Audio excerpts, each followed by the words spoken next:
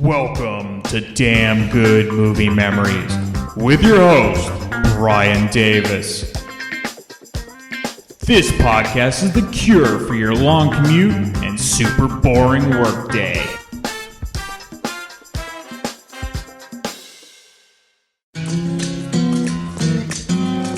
Rather than do an interview with me, which would be fascinating, by the way, I thought that possibly I'd take you on a, kind of a cultural tour of LA. Look how he's painted the blouse, sort of translucent. You can just make out her breast underneath it.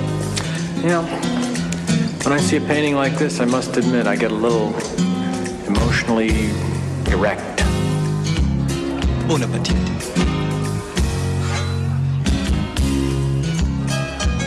See, I'm done already, and I don't remember eating. What's his girlfriend's name? Sheila. She's the one who's always kissing everyone hello. I hate that. I'm not kissing anyone hello anymore.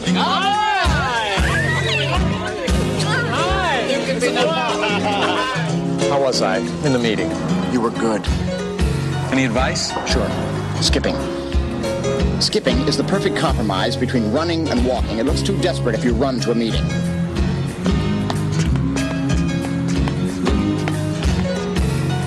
What, she's seeing someone else? Yes, she's going away with him. So go away with me.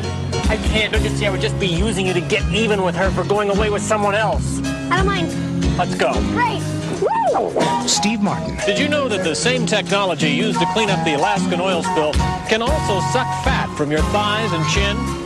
LA Story. I'll have a decaf coffee. I'll have a decaf espresso. I'll have a double decaf cappuccino. Do you have any decaffeinated coffee ice cream? I'll have a half double decaffeinated half cap with a twist of lemon. I'll have a twist of lemon. I'll have a twist of lemon. Yeah, I'll have a twist of lemon. I'll have a twist of lemon. I'll have a twist of lemon. Hey there, it's Brian Davis, and for this week's episode, we're going to cover the movie LA Story from 1991. The studio was TriStar Pictures. The release date was February 8, 1991. The running time, 95 minutes, and it was rated PG-13. I don't have the numbers for the budget, but the box office did take in $29 million, making it the 46th ranked movie of 1991. Roger Ebert at the time, he loved the movie. He gave it 4 out of 4 stars. Here's his review. There's some big laughs in Steve Martin's LA Story, but also a certain delicacy of tone that is bewitching.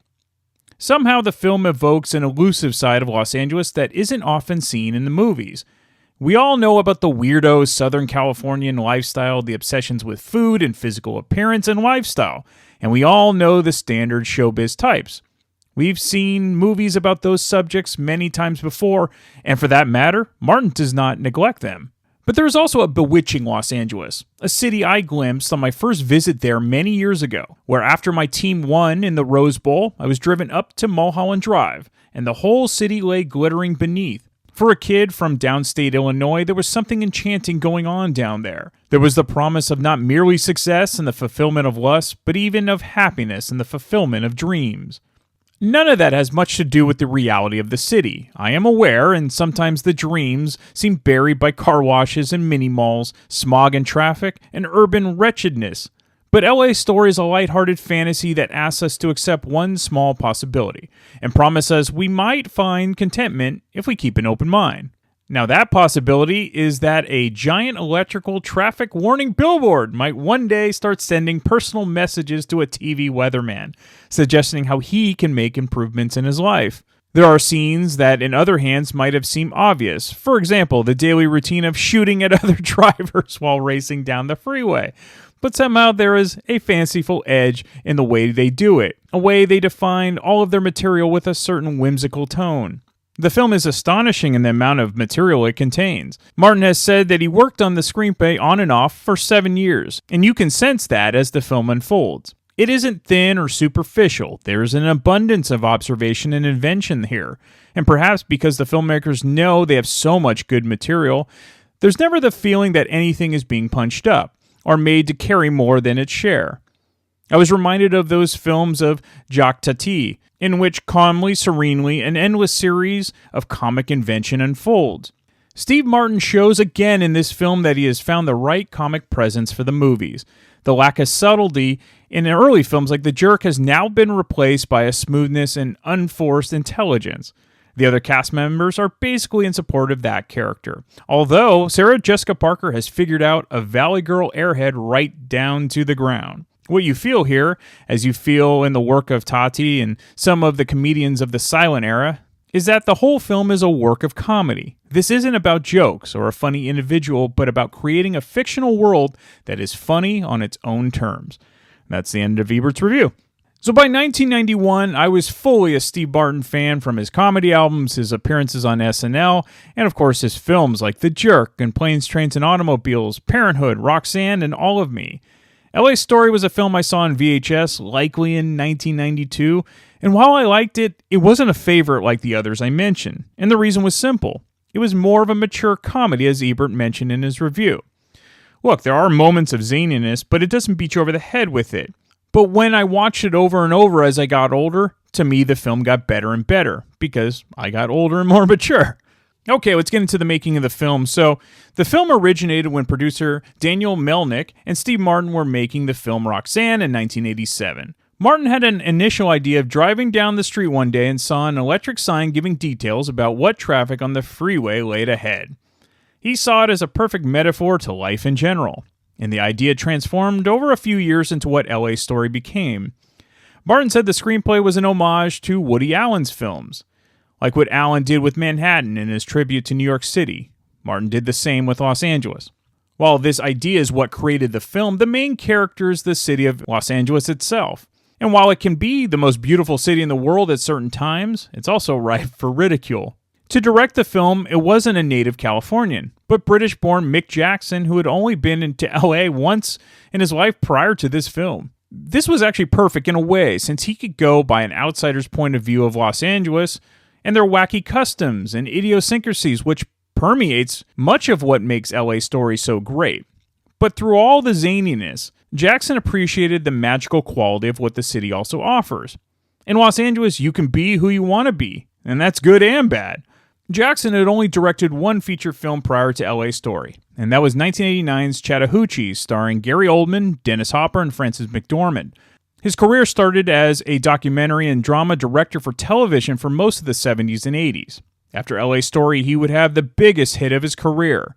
He directed The Bodyguard, starring Kevin Costner and Whitney Houston. To get Jackson acclimated to Los Angeles, Steve Martin and Daniel Melnick took Jackson around LA, showing him sights and all the things they loved about the city that might be good to show in the film.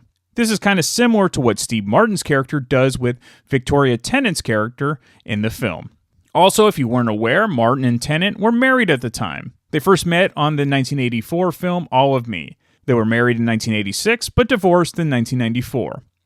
Jackson believed by casting Tennant in the lead role of Sarah, that the true sparks between her and Martin would translate on screen. This turned out to be true, but there has also been cases where real-life couples don't necessarily work well on screen. Think Tom Cruise and Nicole Kidman in Eyes Wide Shut. Tennant decided to use her real-life emotions when she had her first visit to LA to sort of build the Sarah character. At first, she did not like LA because she likes to judge cities by their bookshops, and Los Angeles certainly is not famous for those types of shops.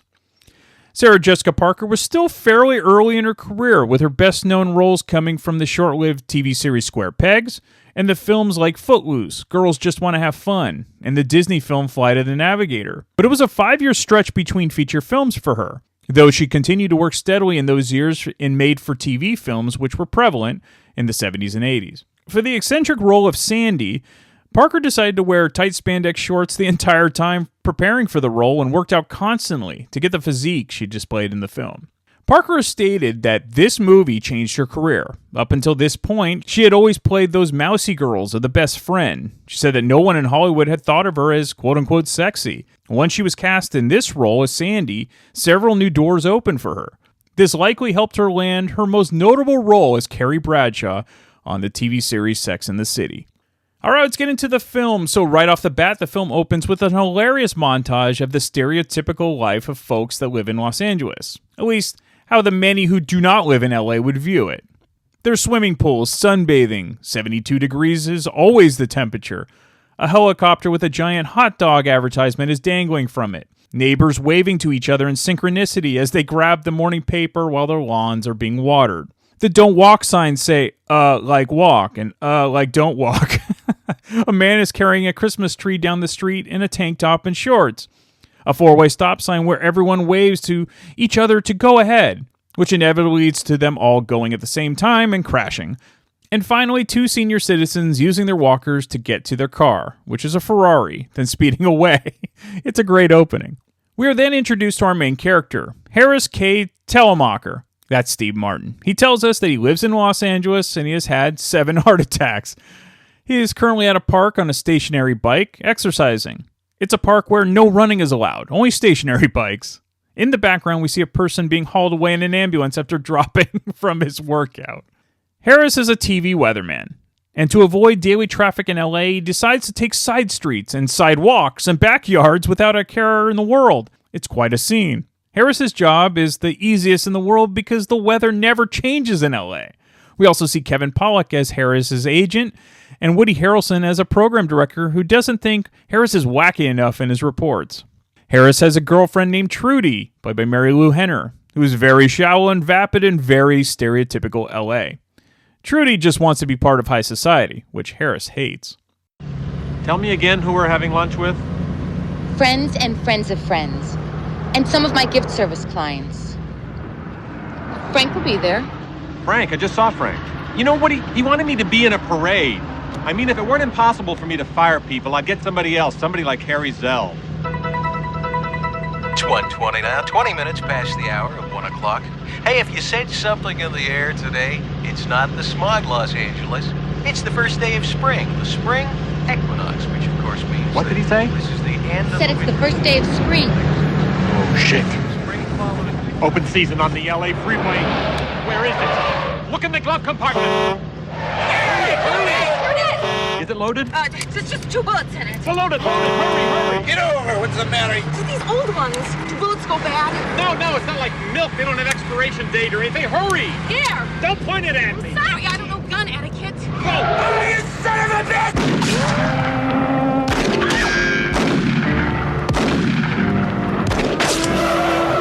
Better not ruin our brunch. Reload. Okay, all right. Be careful with it. Sorry. Don't point it. You little cocker!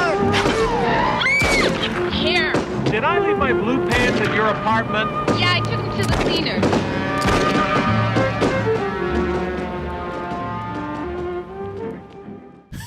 Yes, it's best to pack a gun and fire on the freeways of LA. While it may seem like satire at the time, it wasn't too far from reality. They arrive at the restaurant unscathed like nothing happened. Cowell's party of 10. Yes. You're the first ones to arrive. Right this way, please.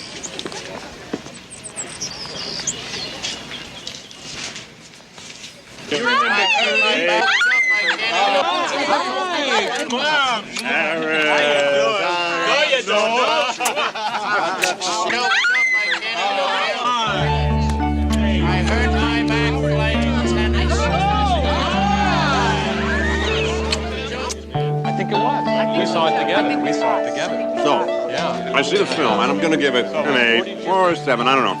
As I'm leaving the parking lot, I realized that Thurlow, the producer, has got this incredibly good space right by the exit, and they put me far away in the back end. So I go on the air that night, I give it a 3. Good for you. Sheila has been studying the art of conversation. Oh, you're taking a course in conversation? Yes.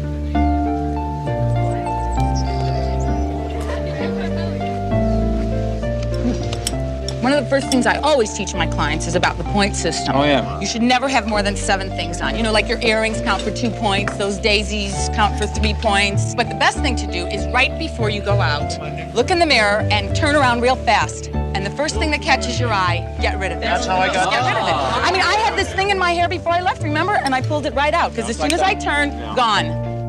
Marilyn Monroe did that. Whatever you do, don't get dumped in L.A. I mean, it's not like New York where you can meet someone walking down the street. No, in L.A. you practically have to hit someone with your car. In fact, I know girls who speed just to meet cops. We met on a hit in West Hollywood.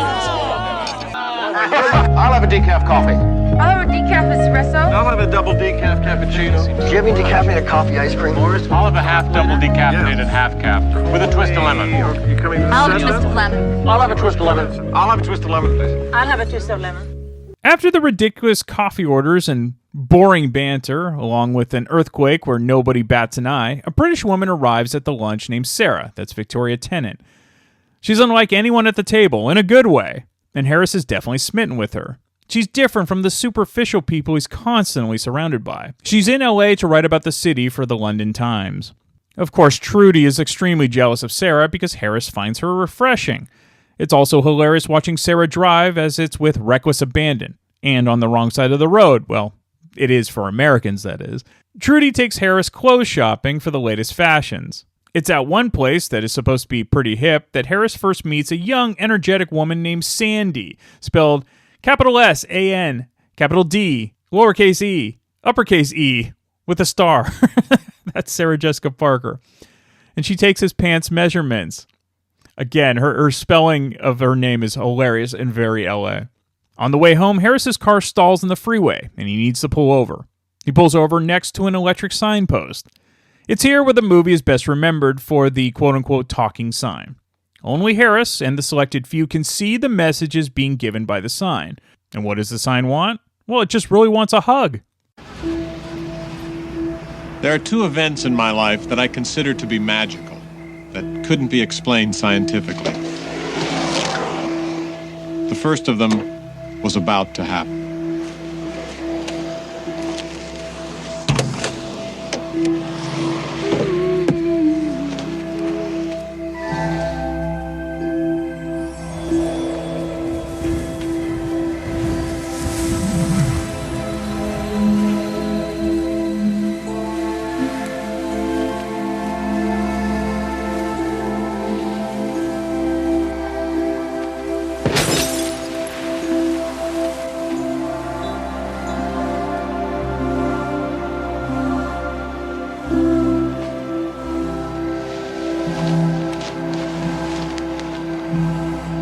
Hi. Ruach? Don't make me waste letters. Are you okay? Oh, are you okay? Yeah, I'm fine. What? Who are you? I can see that. I'm being filmed. I know I am being filmed.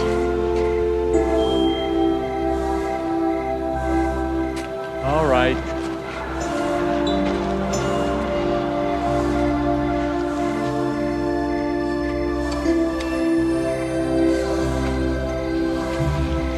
Is this a joke or something?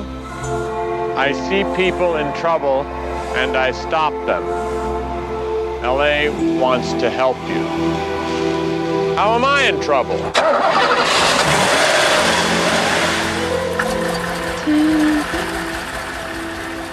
So what do I do?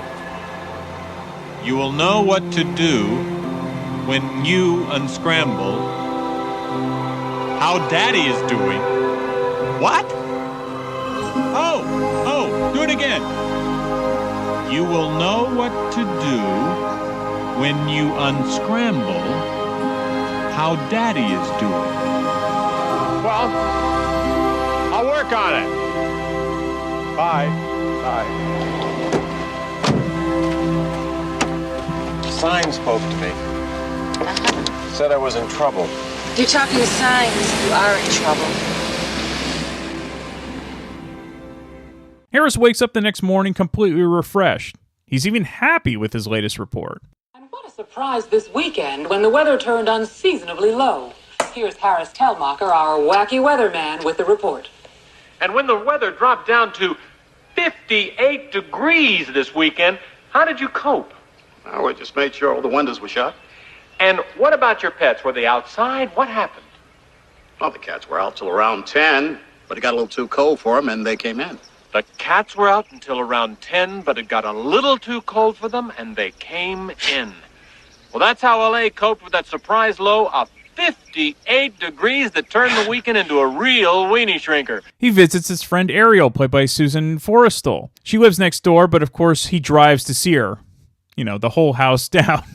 They visit a museum, and Harris decides to roller skate in the museum because why not? When he arrives home, Sarah shows up to his house because she wants to interview Harris for her article. He shows her around Los Angeles, which is amusing. Unfortunately, I don't have any clips, but it's typical Steve Martin humor with his dry wit. They visit a cemetery, and we get another great cameo from Rick Moranis, who plays a ditch digger with a British accent. Harris then goes to pick up his new pants, and something rare occurs. A torrential downpour in Los Angeles. He also meets Sandy outside the store, and soon the two go out on a date at the Hard Rock Cafe. Now, deep down, he knows he's done with Trudy, and unfortunately, Sarah isn't single. And Sandy's very interested, so why not? What was your name again? Sandy. I'm sorry, Sandy. It's a nice name. Everybody has such weird names now. It's like Tiffany with a PHI, and instead of Nancy, it's Nancine. Big S, small A, small M, big D, small E, big E. What? Big S, small A, small M, big D, small E, big E. Big S, small A, small N, big D, small E, big E. Then there's a little star at the end.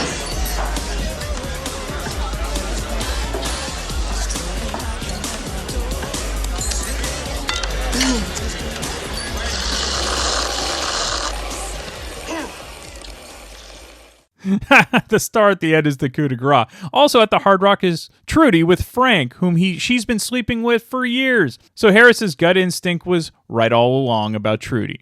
In another great scene, Harris and Sandy stop at an ATM machine, and then they wait in line to be robbed. It's hilarious because, let's face it, it's also very relevant to modern crime in California.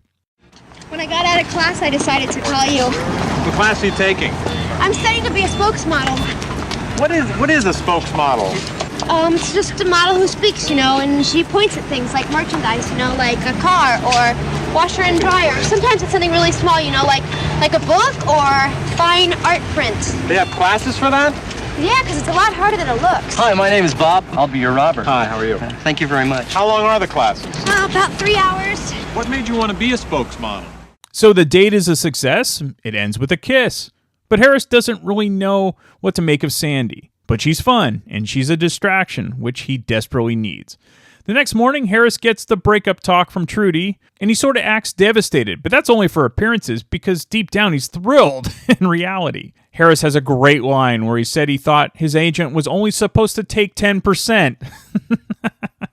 Not also his girl. He decides to tell this great news to his new best friend, which is the signpost, who also lets Harris know that he was likely reincarnated from a bagpipe. He also tells Harris that the weather will change his life. Twice. Well, the first one is that Harris is fired from his job because he pre-taped his report because why not? The weather never changes. Well, it did because there was a storm. So Harris decides to give Sandy a call, and they decide to go and have a fabulous high colonic, a fashionable enema, because it's LA. You better believe Harris will be walking funny for a while.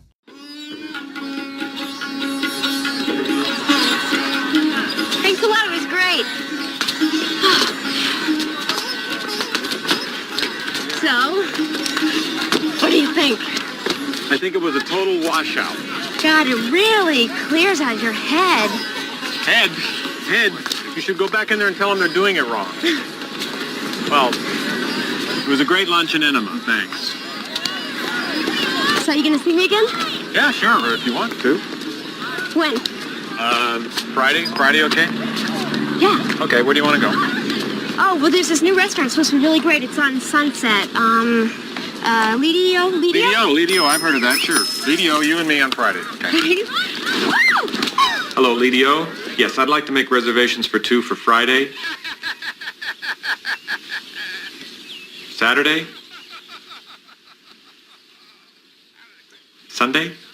Ah, good. 8:30? 5:30 or 10:30? 5:30. Visa. I'm a weatherman. Yes, I'm on TV. Renting. I just sold a condo. Yes, in this soft market. Well, I don't see how that's any bit. In the low 50s. The Lidio is actually spelled idiot. Well, to get into Lidio, he needs to go to the Fourth Reich Bank of Hamburg to make sure he'll be able to pay for his dinner based on his credit rating. We get a great cameo from Patrick Stewart. Have Visa and I have MasterCard. They all have Visa and MasterCard. I think what Mr. Pardue is looking for is more than a promise to pay. I think he's looking for a kind of depth in your financial sea, so to speak. Let us make this easier. Suppose you get a reservation. And let us suppose you come down to the restaurant and we honor it. What do you think you might order? Well, I might like to have the duck. You can't have the duck. You can't have the duck. Why? You think with a financial statement like this, you can have the duck? Where do you summer? What do you mean? Where do you spend your summers? Right here? You can have the chicken. You can have the chicken. What about my date? I can't tell her what to order. Well, you can certainly urge her in one direction. Look, either we go there and she orders what she wants, or let's forget it.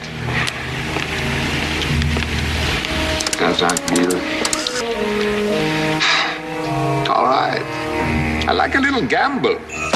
We can take you in 8 weeks. Hi, Sandy. Listen, I've heard some bad things about Lady O. And I went down there to check it out, and the chef had a big open sore on his lip. Yeah, I know I did. I'm really sorry. What if we went away for the weekend, like Santa Barbara? Santa Barbara it is. Before the trip, Harris hangs out with his friend again at the museum, and they run into Sarah and her sometime boyfriend, Roland, played by Richard E. Grant. That's marvelously funny. You have a lot of verve.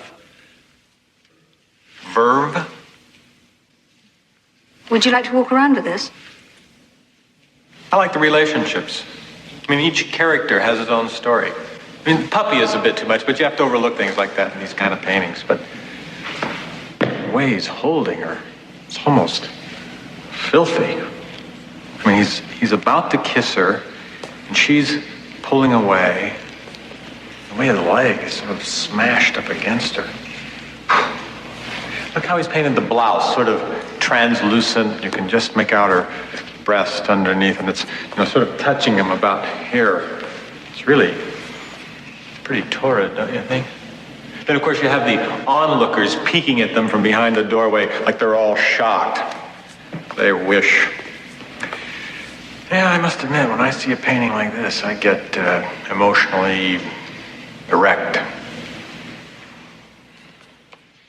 By the way, the piece of art they're looking at, well, it's just a red canvas and some messy brown and white. Absolutely nothing of note. So Roland and Sarah end up inviting Harris to dinner, and Roland has no problem getting a reservation for Le Idiot, or Lady Do.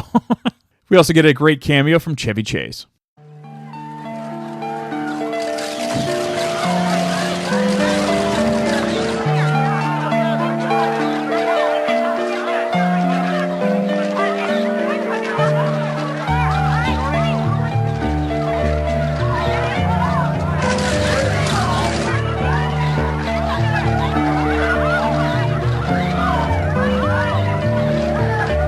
Your usual table, Mr. Christopher? No, I'd like a good one this time. I'm sorry, that is impossible. Part of the new cruelty? I'm afraid so. Table 253. New cruelty. Yes, what do you want? Would you like to hear our specials?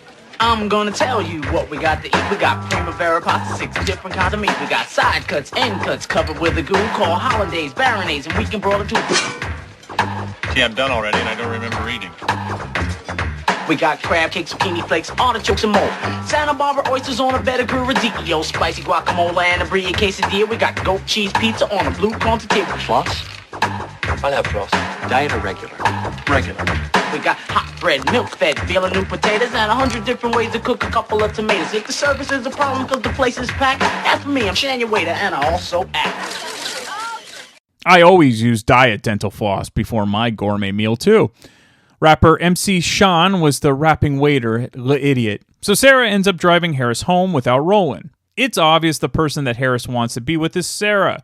But is that feeling mutual? And what about Sandy? Well, the final 30 minutes are a lot of fun, and you'll find out the riddle that was given to Harris by the signpost. LA Story is a very original and creative film from one of the best comedic actors in the history of film.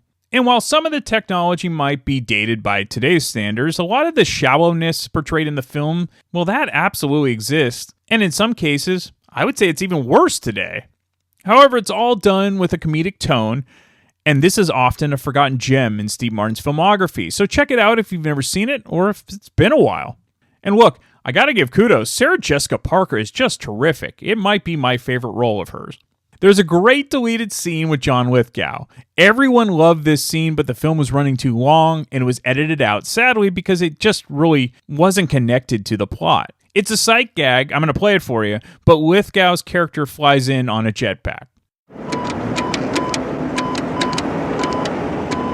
Mr. Harry Zell, please. I'm calling for my car. Yes, this is Harris K. Telemacher, the wacky weekend weatherman. Yeah, oh, you have? Great. Hang on, let me just get rid of this other call. Yeah, I'm back.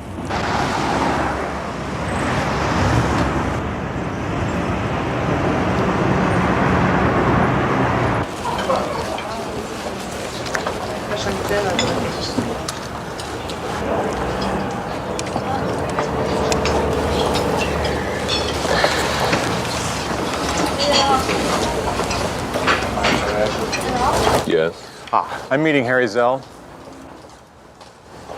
Really? He happens to be a big fan of the weekend weather.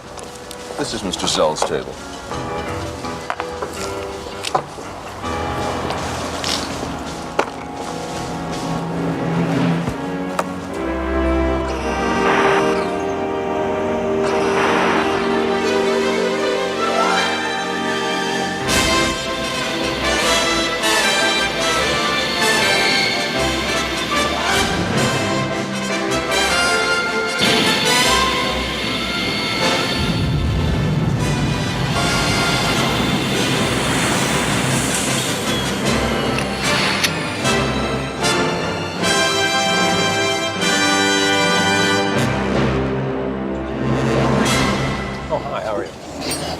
I've scheduled an interview for after I've finished eating. Do you mind?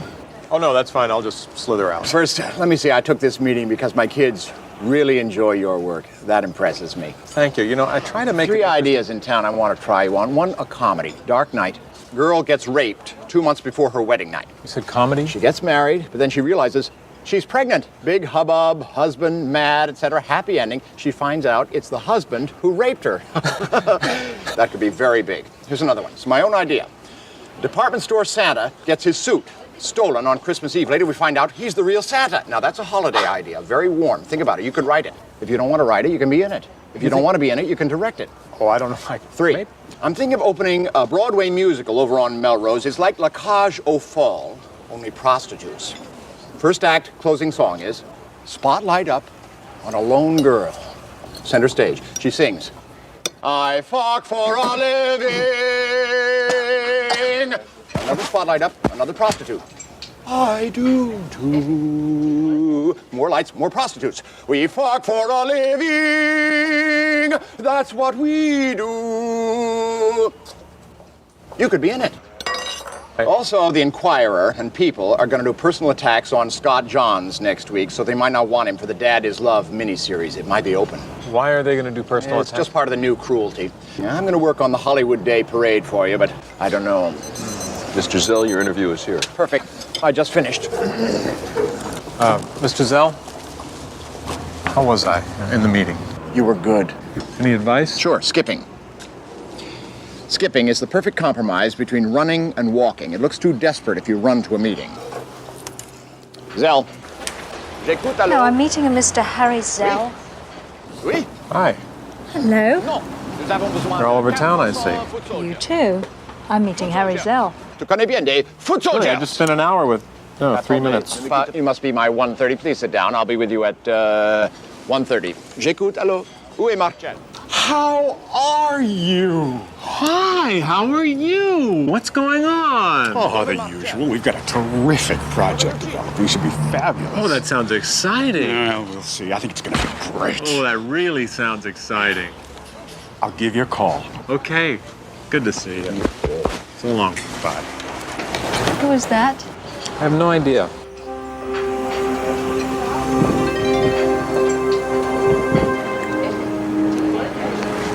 You know, we should talk because something's changed. Hey, we're having cocktails tonight about 6. How about you two drop by?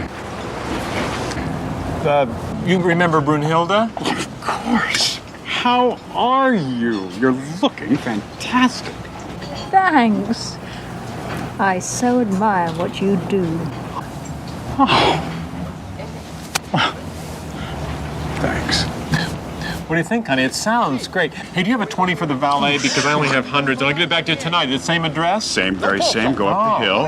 Yeah. Make the left. Right. Around the curve and straight. Just straight on. So long. See you 6. No. See you later, Private. Ciao. I don't know if you're still seeing someone, but if you're Miss not... McDowell? Of the London Times, how do you do? Very well, thank you. So good of you to give me... I rise at 4 a.m. to speak to London, then sleep till 7 a.m. when I talk to New York. I take breakfast meetings until 10 a.m. when I rocket to work making my local calls en route. Also, Scott Bakula's role as Harris's boxer neighbor was filmed, but that was cut out. All right, some fun facts. The freeway sign was programmed to deliver its messages in multiple languages, so it wouldn't have to be subtitled in foreign language releases. Very smart. Steve Martin once said of LA Story, "My mature film career started with All of Me, and it ends with LA Story." There were 2 other cameos in the film that I did not mention. They were Terry Jones, who of course was the Monty Python star. He's heard as the voice of Sarah's mother on the phone. And Paula Abdul. She plays a roller skater in front of the Tailo the pup. All right, we have a special guest, and it is Mark Alden Taylor, who has lived in the Los Angeles area his entire life. So let's get his take on, well, is this really what Southern California is like? We'll also find out more about the film from him. Let's do that now, and then I'll be back next week to talk about yet another random movie from my DVD collection. Okay, we're back, and we have a special guest. It is Mark Alden Taylor from the Freeform Rock Podcast, and of course, the BS Sessions, which you can find that show exclusively on YouTube. So welcome to the show, Mark. Thank you, man. I love this show. You know, I'm always complaining on my shows. Brian never lets me on his show. It has nothing to do with letting on. It's finding the right movie, and I think we found the perfect movie for you. And this is actually, so it's LA Story. And for those that know Mark's lived in Southern California pretty much his whole life.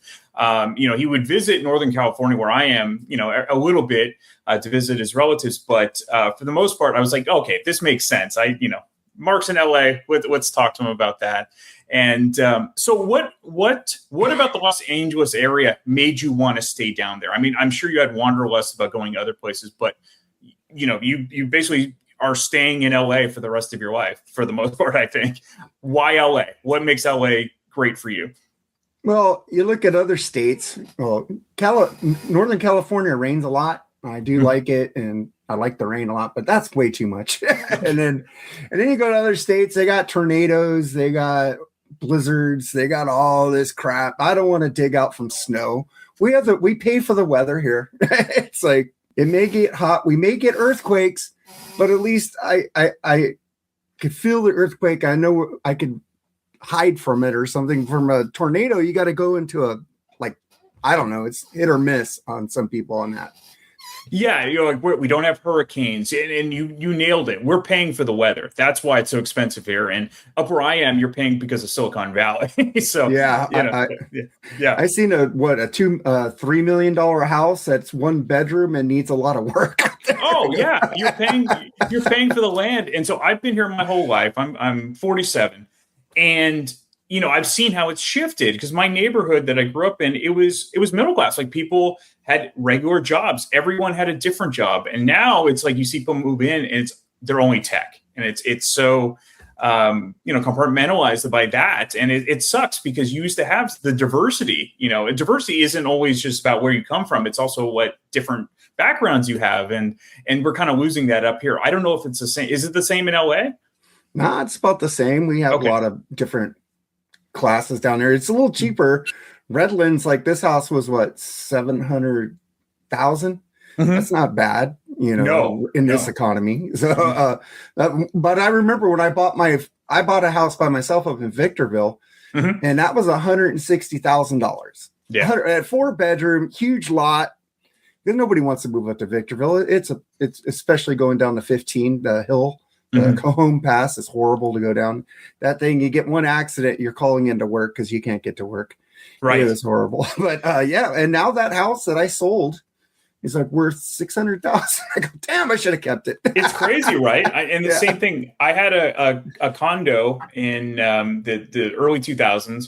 In San Jose, and I think I bought it for like $250,000. And if I kept it, it's worth well over $500,000 now. It's the same thing. And so, but at that time, I was kind of done with the HOA and things like that, so I wanted to do something different. How did you ever live in Los Angeles, like Hollywood proper, or have you always been kind of in? No, I've always been in the outskirts of. I lived in LA County most of my life. Okay. First 30 years I lived in LA County, 31 years. Then I moved down to Garden Grove, closer to Disneyland with my first wife. And then, I've always lived like Hacienda Heights is like 30 miles outside of LA, just straight down to 60. Okay. So used to go to concerts there. I just remember working at In-N-Out Burger, man. My boss there would let people off and I go, dude, there's a concert at the Forum tonight. What the hell? Yeah.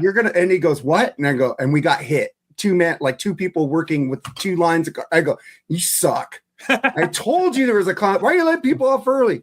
Yeah. And then every time I close it at Mark, is there? There's Metallica's playing there 3 nights. Please don't send people home early. Yeah, make sure that you are fully staffed, if not have more people than normal. There's people coming home because Hacienda Heights used to be a huge metal rock city, like metal and meth. That's what it was. The 2 Eminem. Yeah, Eminem, metal and meth. Yeah. Yeah. So we'll get into the movie a little bit. And do you remember if you saw LA Story in the theater when it first came out? Yes, I did. I remember seeing it. I'm a huge Steve Martin fan. And I go, this movie's a little weird. That and Roxanne, both those movies are a little weird for him. Totally. Yeah, it was totally more drama than comedy, it was like a dramedy, both of them. So at the time you thought it was weird, but did you still enjoy it? Yes, I liked it. Okay. Now, you've recently rewatched it, which I appreciate. Has your view of it changed at all? Do you like it more or less now that you've watched it again after, almost 40 years, 35 years? I like it about the same. My girlfriend she watched it with me, and she goes, this is probably why I never watched it again. I go, why? It's weird. It's like, it makes it. I said, yeah, but when we get in the movie, I'll say why it's weird, but it's cool. They're doing things in there, and I understand what they're doing. Has she lived in Southern California her whole life? Yeah. Okay. Yeah.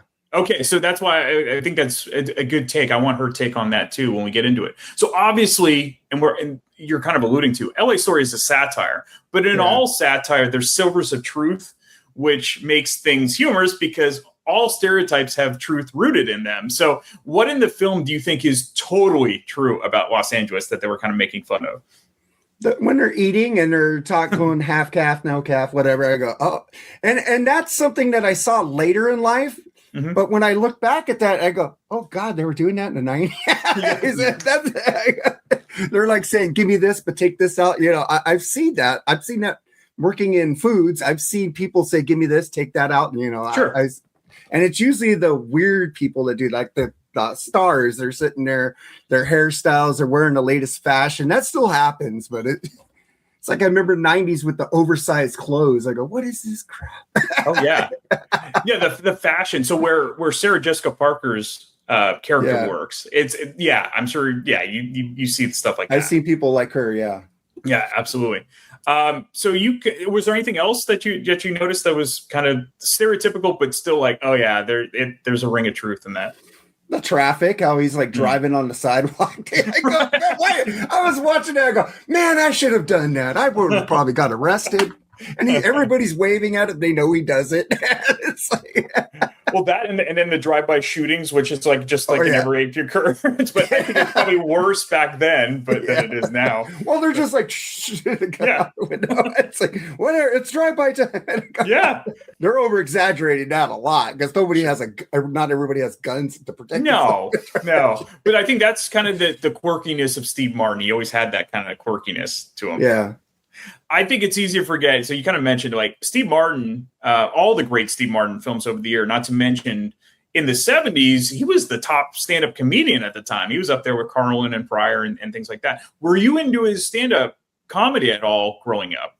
I never got into stand-up like the last 10 years. I've been going back and listening. Okay. I saw Eddie Murphy Raw and Richard Pryor live at the Sunset Strip. Sure. But I was mostly into the comedians making the movies, like Carlin and Bill and Ted and other Jay and Silent Bob Strike Back, Rules of the Road, stuff like that. Well, even Cheech and Chong were like stand Oh yeah, I was into Cheech and Chong, and I never heard their stand up till I got their album. I got the Cheech and Chong's Greatest Hit.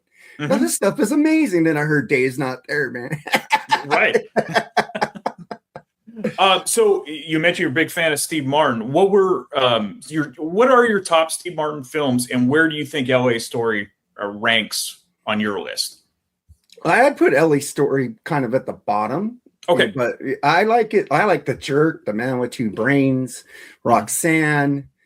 I really love The Three Amigos. That's just Chevy Chase and Martin Short, man. You got three guys like I just love watching in movies together. And I was going, this is like what do you call it? Like a super band, super group in one movie. Right. I think that for everyone, at least old school, it's always The Jerk. I think that's The Jerk right too, up there. Especially with the glasses.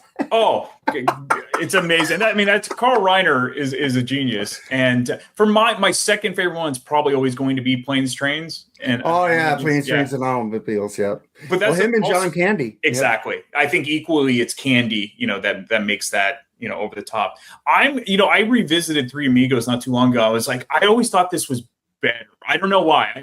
It should be better with those stars. It's not that I don't enjoy it. I remember seeing the theater and really liking it, but I don't think that one holds up as well for me as, let's say, The Man with Two Brains or Dead Man Wear Plaid. Don't Wear Plaid. Things like that. I think it was a box office bomb too, and it just became cult status later. Which one? Three Amigos. Yeah, I mean, with all those stars, you can't go. You think you can't go wrong because Chevy Chase was as big as anyone at that point. But now they come out and do that sometimes, and everybody's and it's like back then. I remember nobody liked this movie. Well, I want to say I don't know if Top Gun came out around the same time. I know it was both 86, but I remember seeing it at the same theater, and just everyone was seeing Top Gun at that point. Yeah. Okay, so we touch upon Sarah Jessica Parker. Today, everyone knows her from Sex and the City, but if you grew up in the 80s, she was kind of the not ditzy, but she was kind of the not sexy female lead, like in Footloose and Girls Just Want to Have Fun, Flight of the Navigator. But Ellie's Story was kind of her, like, kind of breaking out as kind of that sex pot. And I think she's awesome as, like, kind of that carefree, ditzy, Sandy character. And it kind of plays up the young blonde women stereotype in Los Angeles. How did you like her in LA Story? And did you like her more than, let's say, the other characters before that? Oh, I liked her in LA Story. I really didn't care for Sex and the City. I was bored of that show because my ex watched that and I watched it with her. But fair enough. I remember her when I first saw her was in Square Pegs. Yes. Yeah. Great and show. with Jamie Gertz, man, one of my loves. I love Jamie Gertz. Crossroads and Less Than Zero. And Jamie Gertz is great playing the uptight. She had a funny name. What was her funny in Square Pegs? I forgot, but I've been trying to find that show to stream. I want to go rewatch it. You can get it really cheap on DVD. You can get the whole, it's only like 20 episodes, I think, but for like $10. Yeah. Nice. Yeah. But I remember her from that. And when I saw her in that movie, I go, dang, she's hot. I didn't think she was ever, I was always staring at Jamie Gertz, That's right. At her. And then I go, even in Sex and the City, I didn't think she was that hot in that show because there was people overshadowing her in that show. That's right. But in this, she was the sexiest person in the movie. So she stood out for me on watching that. I even told my girlfriend, dang, I didn't know she was that hot. Well, that's the thing. A lot of people, think of this movie, this kind of probably is the precursor to her trying to be sexy in her future roles, because she wasn't the sex pot in Footloose. She was the friend, and even in Girls Just Want to Have Fun, it's the same thing. Okay, so how did you like the Victoria Tennant character, and did you remember her from All of Me? Because that's another good Steve Martin movie with Chloe Tomlin. Oh yeah, I kept looking at her. I go, I know this lady. I know I've seen this movie, but I know her. And I looked her up. I go, they were married. I go, oh, yeah, which is why she's in the film. Yeah, yeah. So that made sense. She was really good. She kind of reminded me of that one girl from Lethal Weapon 2, the South African girl. Yes, kind of got the same look and the voice, kind of the same kind of voice. So I was like, I said, that's not her. And then I go, no, I looked her up. I go, oh, I know her. I said, I've seen her in All of Me, and I've seen her in this movie, but I forgot about her. Mm-hmm. She's not really a standout for me, but in the movie, she plays her role well. Mm-hmm. So now I know it's part of it, not giving anything away, but like, would you have rather Steve Martin pursued a relationship with Sandy as opposed to the Victoria Tennant character? I know it won't go with the narrative of the film, but as a viewer, I almost think she's a lot more fun. Yeah. I kind of would have went with Sandy, because now he's just going to stay in the house and watch TV. Because he's wacky. He's sitting there roller skating in museums, taking film, and yeah. Okay, so rewatching the film, what would you say? And really, do you remember the last time you saw this before the recent reviewing? I think it was in the movie theater on HBO, or right after it came on there. I saw it in the movie theater and I rewatched it. I don't think I've watched it for 30 years. Okay. So that's why I do this podcast. Yeah. So it's a good way for people to revisit things. What, if you can remember, what stood out more for you this time? Whether it be plots or characters or, and I think I kind of already asked you this, but do you like the film more now, or basically the same? And basically the same. Okay. And then what were some of your favorite scenes? I like noticing actors that I didn't notice it was in the movie. I always like going back and seeing this. I didn't know Woody Harrelson was in there. Yes. He was a dick boss. Yeah. He was like the young guy. Your report wasn't wacky enough. What is this? The wacky weather. That is totally over exaggerated here in LA about the weatherman. Oh my God. If you want to be a cake job, LA or San Diego is the best. The weather. Yeah, exactly. It's 75 and sunny. Great. Yeah. Yeah, and we have people named Johnny Mountain and Dallas Raines as your weatherman. Exactly. Well, there are great cameos in this, because of course Chevy Chase is in it when in the club scene, being himself. Yeah, being himself. Rick Moranis is in it. Paul Abdul's in it. Yeah. And then just Marilu Henner is in it. She has an actual role. And she was the uptight girlfriend cheating on him. That's right. And he's not even upset about it. No, he knew it was over. He goes, he got an out. That's right. It's almost of the time. So yeah. Okay, so we're gonna have fun with this question. If for whatever reason an electronic billboard spoke only to you, Mark, what sort of advice would you like it to give to you? For one thing, I like the traffic in that movie. It's pretty light. I wish they would have more traffic. Electronic billboard, I would like it to tell me where to get the cheap concert tickets at. There you go. Or just give you concert tickets. Give me concert tickets. Yeah. I'd like to see Rush in August. Yeah. Well, is it playing at the big stadium, or is it playing at the Forum like 4 nights? Got it. Yeah. Okay. So let's talk about it, because if you don't know already, Mark's podcast pretty much focuses on music, though they do get into other things, obviously on the BS sessions, which is why it's called the BS sessions. Yeah. But for Freeform, they cover music. So what is your favorite venue in LA to see a concert at, whether it be past where it's no longer open or current? I like the Universal Amphitheater. Mm-hmm. That was my favorite. That's also gone because Harry Pothead Land took it over. Right. I was so pissed when they tore that down. And then they tore down Irvine Meadows. It's like my concert venues are gone from I saw so many shows at both of those places. Sure. But I'm so happy the Forum is still there, because that's where I went to my first concert. And that's a nice place to see a concert. The worst place to see a concert is freaking SoFi Stadium. I bet. Oh my God. Plus the Rams play there. It's just horrible to go in that place. So do the Chargers, right? Chargers are there too? Yeah. But it has the sound, the acoustics are horrible in there. It sounds like the Audiophiles like us, we want to hear our music. The best one that was in there was Metallica in the Round. Okay. Because they had speakers going around the stage, and I could hear them a lot better. But Wolfgang and Pantera were muddy, but they had the best sound when they came out. And when I saw the stadium show there, Def Leppard and Poison sounded the best. Motley Crue just horrible. Well, I think that's, I don't know. I don't think it matters where you put them. It's probably going to sound bad. Yeah. Did you ever see shows at the Hollywood Bowl? Yeah, I saw Duran Duran and The Who. Okay. What year? Oh, that's a pretty good one. Duran Duran was like 5 years ago. I think The Who was like 5 years ago too. And then is there still a House of Blues anywhere? Yeah, in Anaheim. Okay. I saw Striper, the original one they had in downtown Disney. They tore that one down. Okay. And now they got the one across the street. They rebuilt it over there, and that's just like standing up the whole concert. Last time I went there, I saw Alter Bridge and Wolfgang open for him, which was an amazing show. And then I got knocked down the next day. I had to have back surgery. So. It was bad memory. I'm not going back there. No, I see House of. Oh, I want to see that. Oh, it's House of Blues. Yeah, I mean, we're at the age now. I'm like, a seat sounds amazing. If I want to stand up for a couple songs, great, but I can still sit down. Yeah. Did you go? What about the clubs? So like the Troubadour and the Whiskey and those places? Did you see shows there? I've never seen any shows of the Troubadour or the Whiskey. Okay. I hate going to LA. The traffic on Sunset Boulevard is not what it used to be in the 80s. But back in the day, you didn't go.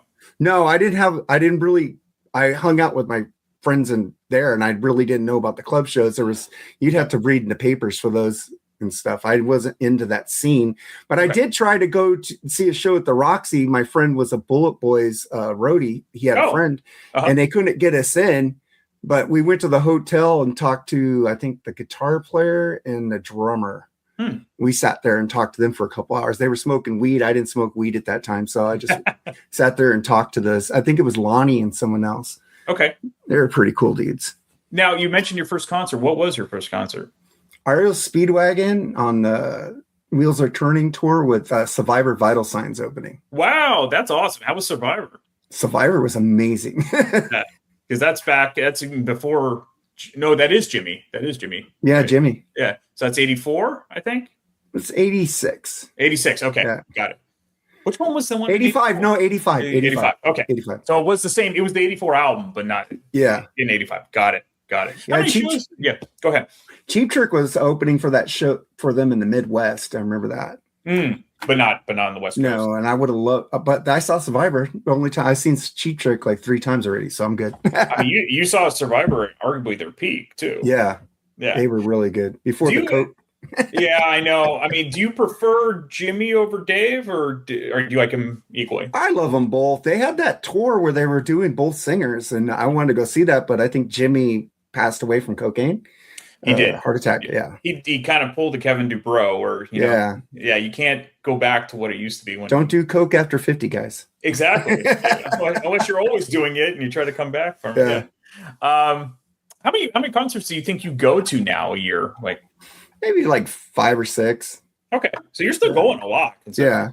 Well, I got we just got the $30 tickets for Evanescence, and I got tickets for Maiden, Megadeth.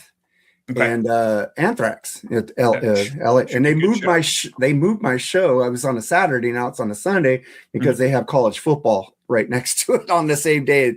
Maiden said, "Well, we moved it because we know you guys. We were mad, but we moved it to the next day."